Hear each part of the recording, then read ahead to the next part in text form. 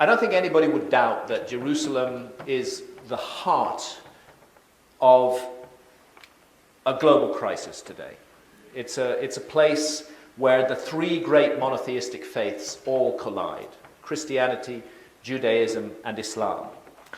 Here are ceremonies being conducted in front of the Wailing Wall. There is an aspiration to build the third temple in Jerusalem. But until the third temple is built, Jews may only worship as close as the last surviving wall of the previous temple. And so ceremonies and great religious fervor is shown at the Wailing Wall. But there are factions in Israel, notably the Temple Mount faithful, who want to build the third temple. And the place they want to build it is precisely where the Dome of the Rock and the Al-Aqsa Mosque now stand. So one can consider, with the fury and emotions that surround religious issues in the Middle East today, what would be involved if their wish were to be fulfilled, if they were to take back the Temple Mount and attempt to expel the Muslim community from the Temple Mount. It would be catastrophic. There have been many riots already caused by the Temple Mount faithful marching on the Temple Mount.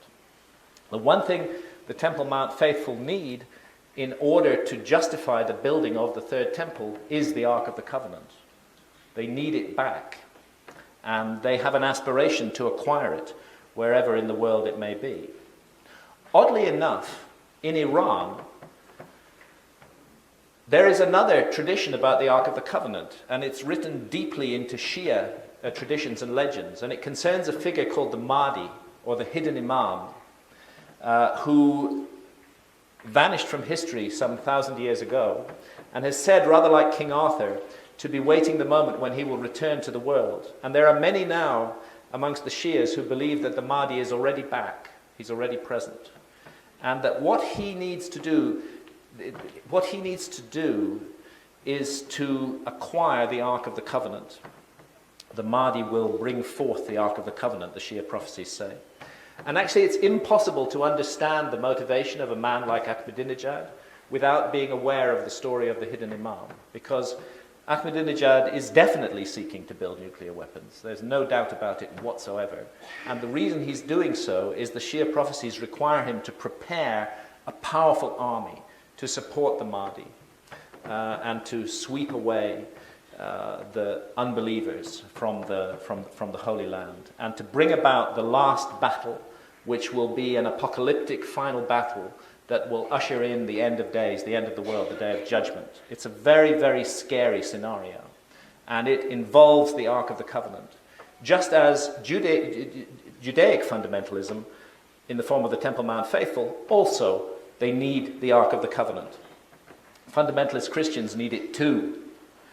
The book of Revelation makes clear that the return of the Ark to the temple is one of the signs of the last of days. So from the perspective of fundamentalist Christianity, the reappearance of the Ark of the Covenant is absolutely necessary to bring about the day of judgment and the end of the world and the rapture. So one thing I can say is that if the Ark of the Covenant is indeed in Ethiopia, I hope it stays there. And that maybe that old story is right, that God wanted the Ark to go to Ethiopia, because that hidden away in those amazing mountains and valleys, protected by a devout and armed community who do not want anybody to take the Ark from them, hidden away there, it is safe from the horrors of fundamentalism, and nobody can use it to bring about World War III or the end of the world. The last thing we want is the return of the Ark of the Covenant to the Holy Land. Personally, I'm really glad it's in Ethiopia. Thank you, ladies and gentlemen.